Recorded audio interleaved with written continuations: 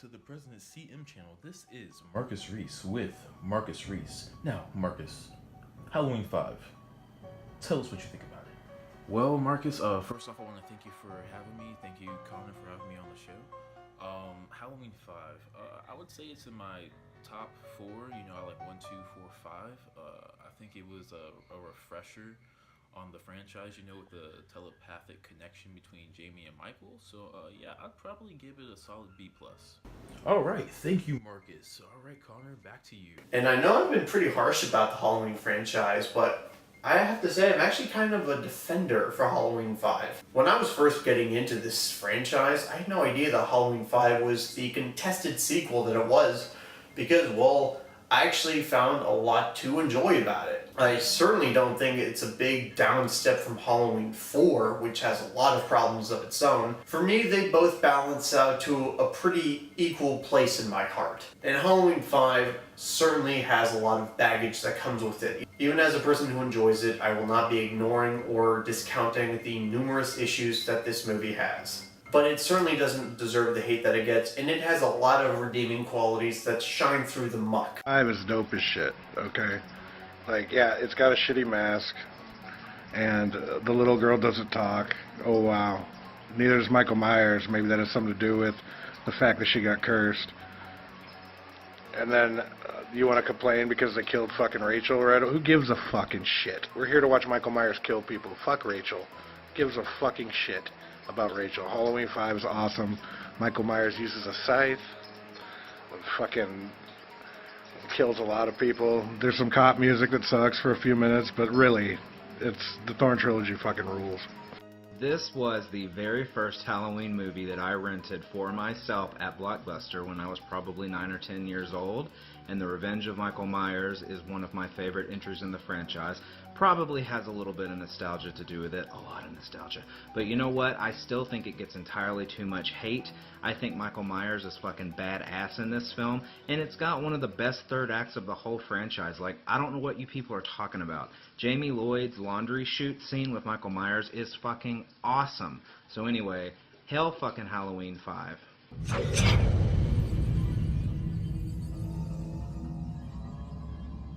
Real quick before this video starts up, for real, I want to get real. Yes, I'm holding a microphone that's supposed to attach to me.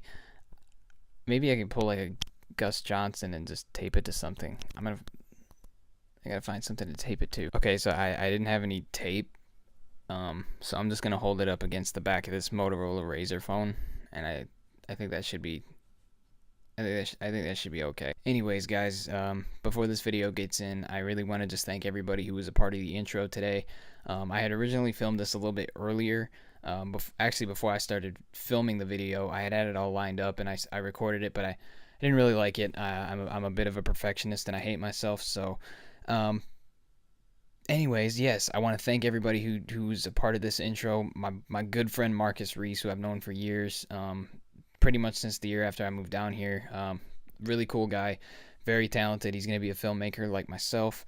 Very excited to collaborate with him again in the future. He's going to be starting his own channel most likely. When he does, I'm going to be linking it in the description. Not of this video, of course, because it's not out yet.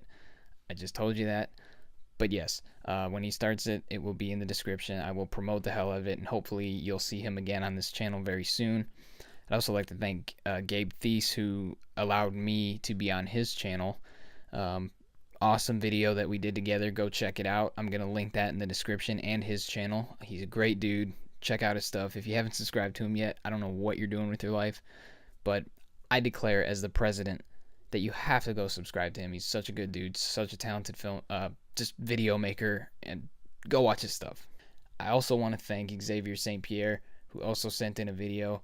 Awesome guy, great friend, good guy to talk to. Met him in Killer Flicks. He has a great taste in movies, and it's very unique, which is awesome about it. Unique in the best way. So thank you so much, Xavier. And he also wanted me to add in that he likes the character of Tina quite a lot. Actually, he loves Tina, so I'm adding that in for him. There you go, Xavier. Big shout out to Blake Garner, who also submitted a clip. Very cool dude, and he wanted to pass a message on to you guys, which this president right here, may I so humbly say, absolutely agree with, and it's that if you're using religion to hate, you're doing it wrong. Thank you, Blake, so much for submitting your video, and I really appreciate it. Last but not least, big thank you to Brad Thornton. Great dude. One of the best people just ever. So much fun. He's made me laugh and smile more than he knows, especially when I needed it. Great dude. Love that he submitted the video. He has a podcast called In the Mic of Madness, and it's just incredible. It's one of my favorite podcasts that I can listen to. There's only a couple episodes out right now. He does it with Jason from Sinister Cinema and Rebecca Reinhart. I'm really excited for you guys to go check that out. I'm going to link that in the description. You better go watch. You better listen wherever you can find it. You listen, you watch. It's incredible. It's hilarious. These guys are awesome. Just again, thank you to everybody who contributed to the intro. And now I present to you another video about Halloween 5. Sorry.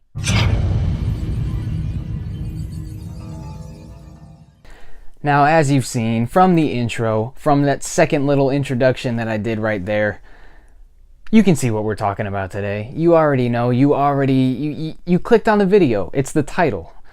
We're talking about Halloween 5. I did a 10 Points of Redemption for Halloween 5, and for good reason. I think it's a movie that's over-criticized a ton, as evident by my fandom of it. But here's the thing, and the reason I created an army for this, and those were just members of the army. Trust me, it's much bigger. But I wanted to get into this movie a little bit and talk about the hate and shut some bitches down, I guess is the best way to put it, diplomatically, of course, being the dignified president that I am. So let's go ahead and get into it.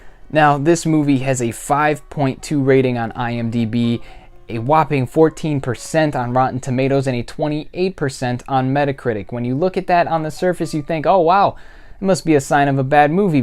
But you know, if you're a movie fan like me, you know that these scores usually don't reflect it. In fact, 85% of Google users, it says right under when you look up this movie, they like it. So, you know, we won't even look at those scores. That's the reason I went out and did a poll on Killer Flicks to see how people felt about it. These are horror fans. I went deep into the heart of horror to figure out how people felt about this movie. And out of everybody that voted, a whopping 70% of people either were in the middle about it, didn't know how they felt, or they did not like the movie. Love to see people being a fan of it. That's why I got my army together in the beginning of this video in the introduction. Like I said, just some of the people. Trust me, it's much bigger. And yes, I was actually kind of surprised that so many people were in the middle about it. But I will say, in scrolling through forums and in scrolling through everything I've done as far as looking, researching for today's video, which I have done a lot of, and I did it myself because I'm one of those presidents, you know, I don't need my cabinet to do things for me. I do it myself. And I went and I did my research, and this movie is pretty much universally hated. If you go onto the Letterboxd app, which I highly recommend you download if you're a movie fan, scroll through people's lists of the Halloween rankings and see how many have Halloween 5 very last or right near it. It's usually a toss-up. You can usually guess either Resurrection, Rob Zombie's Halloween 2, or Halloween 5 are going to be the last film in their ranking. You can almost guarantee it. That or H3, but H3 found its audience. H5 hasn't quite gotten there yet. So every time I see this movie brought up, I see the same complaints every single time, and I have to address them. I would be doing a disservice if I didn't address them. So let's go ahead and dive into people's biggest complaints about this movie. I've selected a few, and I want to just go through them and figure out, are these complaints actually justified? The first complaint, and one that I have heard so many times. Jamie's a mute. Jamie's a mute. Why is Jamie a mute? It wasted the ending of the last movie. She should have been the killer. She was just a mute. Okay, how to put this? did you pay attention in the first movie and the fourth movie when they were, building to this? Because it doesn't seem like you did. In the first movie, if you remember, Michael didn't speak a word for 15 years. Michael was completely silent. Michael was a mute after he killed his sister, and he was an anomaly. No one knew what was going on with him. So what happens in Halloween 4 at the end of it?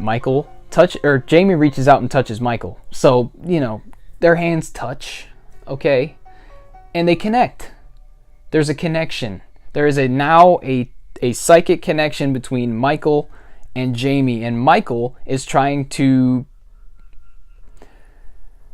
sort of bring Jamie to become him. Jamie is slowly becoming him, and we see that at the end of the movie with her attacking her foster mother. But how was it wasted in the second movie if she was traveling down the same path as him but fighting it? That's right, I'm going directly at this point by saying it doesn't make any sense to argue it. It doesn't make any sense to say, oh, they wasted it. They didn't waste it at all. They did exactly what Michael did, except they had her fight it. She knew what she was becoming, and she fought it. And that just brings her odds up. It just makes her seem more vulnerable.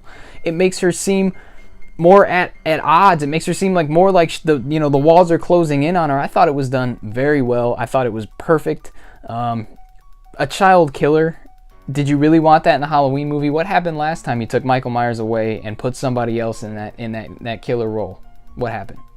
What happened? What happened? The second complaint I see all the time. I'm going to completely blow past that first one. Don't even need to go back to it. It's done. It's nullified. I have officially signed it into law that is no longer a complaint. The second one is that, Ray, oh no, oh no. They killed Rachel too early. And Tina sucks. Tina should have never been a replacement for Rachel. Rachel needed to live. Rachel needed to live. Okay, how to put this? Rachel's not the main character of Halloween 4, and she certainly wasn't meant to be the main character of Halloween 5. That's what makes those movies so special. The main character is Jamie Lloyd. The main character is a child. How do you make a child seem more vulnerable? You take away their only protector. The parents are out of town. Rachel protected her in the first film. In Halloween 4, how do you make her more vulnerable than taking away that protection? And Tina was never meant to be a replacement. Tina was meant to be followed, ultimately, to show her flaws, to show that she was just another ditzy teenager, and it made it seem all the more special when she finally gave herself up and sacrificed herself for Jamie. That was the purpose of Tina. Tina was a bridge. Tina was not a replacement. And saying that, it makes me think you didn't pay attention to what was happening, or maybe you just hated her so much that you didn't care to realize it. Either way, maybe you should. And that's the thing too, is like, people are going to see this and be like, oh, I can hate the movie if I want to. Yeah, you can, but why would you want to? Why would you want to hate any movie? Moving on. The next complaint, I hear this probably as often as I hear the first two that I listed off, and it was the cops. The cops are awful. The cops are so bad. They should have never been in the movie. If they weren't in the movie, it might be watchable. Okay. Is it that there's a comic relief in the movie? Because that happens in a ton of slasher movies. In fact, a majority of the killer flicks and the horror movie community in general loves Jason Lives, and then that has tons of comic relief. Is it? Oh, okay, I know what it is. I know that they play that goofy like honks and horns. Okay, now look, I can't defend that.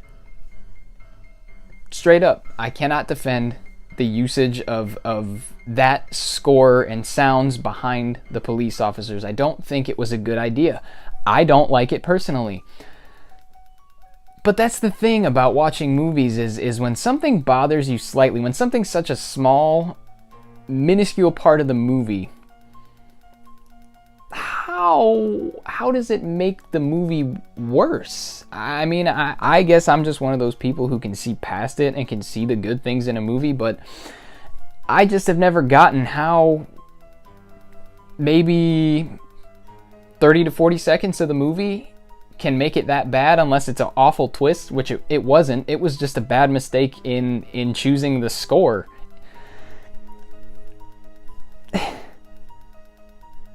Again, there's comedy in tons of slasher movies.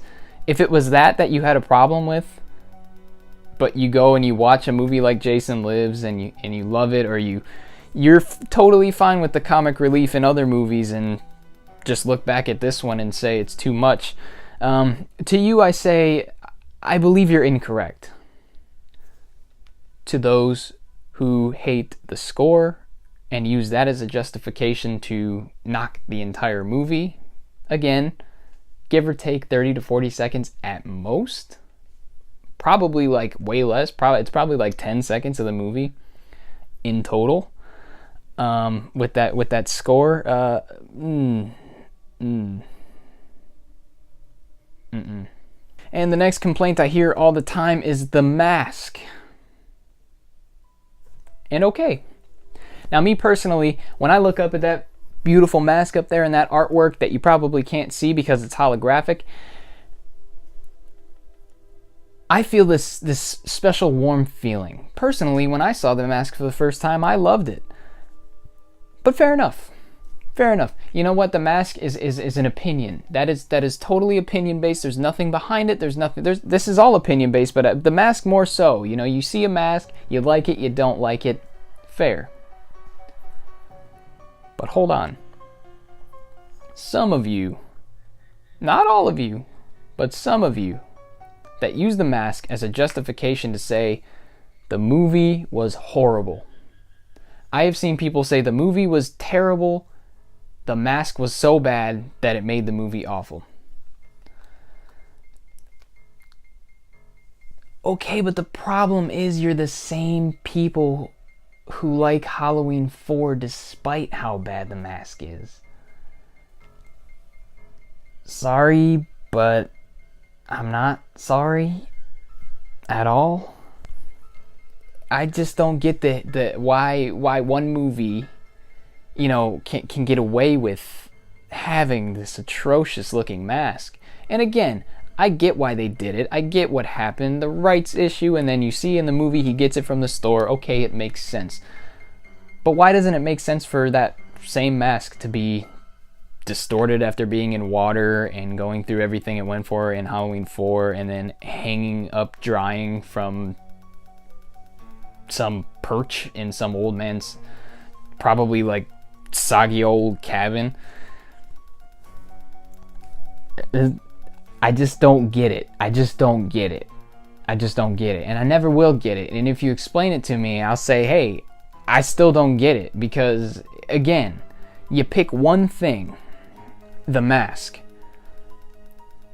Move past it.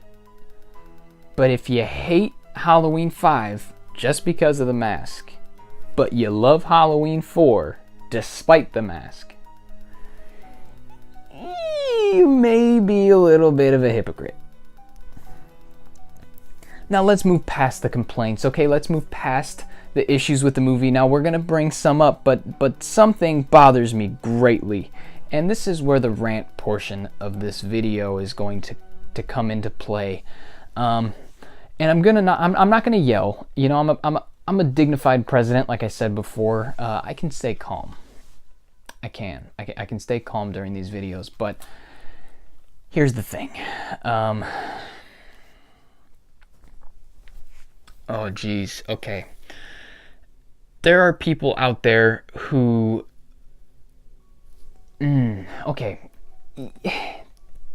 You compare Halloween 5 with the movie before it and the movie after it, because those are the trio. They go together. You know, they fit together in their styles, even though they're all different in their own way, and the story goes through all three of them, starting with 4, going to 6. But there are people,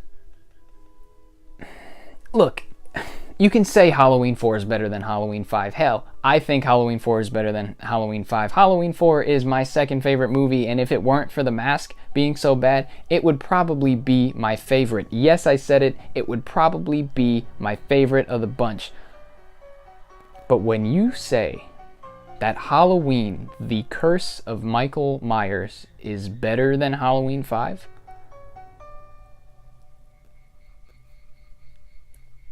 I think you lost your damn mind. And people say so often, the acting is bad in Halloween 5. What about Halloween 6? There are so many scenes where I am cringing in my seat. For example, go back and watch the movie. The nurse in the hospital that's behind the front desk that calls the police. Terrible actress. J.C. Brandy as Jamie Lloyd. I think she did okay as far as like some of it went. But especially in the beginning, very bad. Paul Rudd had some good moments where he shined through in this movie where you could see what he was going to become later. But ultimately, he was just bad. There were parts that make you cringe. That part where it's funny. It's not supposed to be funny. When he's walking out of the hospital with the baby and he's making creeper face at Loomis. And, of course, Donald Pleasance is fantastic in Halloween 6, but he's better in Halloween 5, and he's more heavily featured in Halloween 5, and he plays a more important role than he does in Halloween 6. Halloween 6 makes a joke of Dr. Loomis. The theatrical cut barely uses him, and the producer's cut, when they do use him, they have him basically being how he was in the first movie, just older, I guess. 5 brought so much more depth to the Loomis character, with him losing his absolute mind at this. He has been following this being for years now. It has totally encompassed his life, and he has gone insane. And in Halloween 6, he's just there. Look, Dr. Loomis is my second favorite character in the franchise, just behind Jamie Lloyd. But you cannot tell me that 6 used him better than 5 did. You can't tell me that. It's incorrect. If you watch both movies, it's just not correct. And lastly, if you think Halloween 5 made Michael Myers look bad with the crying and taking his mask off, oh my God, Halloween 6 much? Crying, it almost made it seem like Jamie was reversing it on him, like she was sort of drawing him into being more of a human again. He had feelings for a second, and as soon as he snapped out of it, he went ballistic, and he was great for the rest of the movie, and there were great kills. It was great, and Halloween 6 has some fantastic kills as well. But in Halloween 5, Michael doesn't rape his niece to make a baby, and Michael's not controlled by a cult. It's not even hinted that he's controlled by a cult. It's hinted he's connected to something involving this symbol. It could have been anything. It could have been somebody who noticed this on Michael and was an obsessive fan. It could have been a cop or somebody who worked at the sanitarium, whatever. People tend to draw just crazy conclusions about Halloween 5 being worse than 6 when 6 made a joke of not only the Myers character, but kind of the lore that got started in Halloween 5. People say that Halloween 5 left 6 in such a mess that they couldn't have created a better idea. Really? Really? Say the symbol, we still don't know what it means. What does the symbol mean? People are going to watch the next movie after that. They're going to want to know what it means, but they're not going to know what it means, because if you watched my video on how to fix the thorn idea, it would be exactly that. So there you go. I'm not going to say any more about that. Halloween 5 is better than Halloween 6. Halloween 5 is better than Halloween Resurrection. Halloween 5 is one of the best movies of the franchise. Thank you, fuck you, bye. In all seriousness, I personally don't understand the hate that comes towards Halloween 5. It has always held a special place in my heart, and I feel like it's not that bad of a movie. When I watch it, I get excited, I get nostalgic, and yes, some of it is nostalgia, but I feel like people just look at the fact that it had an overambitious director. It had its issues. People were annoyed by Tina, and people didn't like the mask. People didn't like the score behind the cops, and I get that, but I don't see how that in total makes the movie so awful. Those are such small things when you look at the full movie, when you look at the story and the characters and how Jamie Lloyd evolves. I don't get calling it the worst movie. In fact, it's number 4 on my list of Halloween films, and it will stay at number 4 unless a movie comes out that's better, but none have yet. And I saw the new one, and it's just behind it, but I'm gonna move on. I'm gonna move forward. We're gonna talk about more movies. It's so great to be sitting back talking to this camera. I've probably been talking to it for so long by now. I'm gonna have to chop this down like crazy. Either way, thank you so much for watching this video. Thank you so much for coming to this channel. However you found it, whether you know me personally, you found it from Killer Flicks, or you were just scrolling and you found some idiot talking to his camera calling himself the president, I thank you for watching. I'm gonna be back making videos as often as I can. Finally got past the issues I was having medically that I brought up before. That's all done with, it seems. And we're gonna move past it. We're gonna do more. We're gonna do some awesome things. I'm gonna have some people on this channel in the future. Some of the people you saw in the intro, I'm gonna try to have them on this channel to do a collaboration. Definitely gonna have Gabe on this channel. Definitely gonna have Marcus on this channel as soon as I can. Thank you so much again for watching. I greatly appreciate it. Again, I have been Connor, aka President CM, of course the realest president ever. And I will see you in the next video. God damn, that felt good.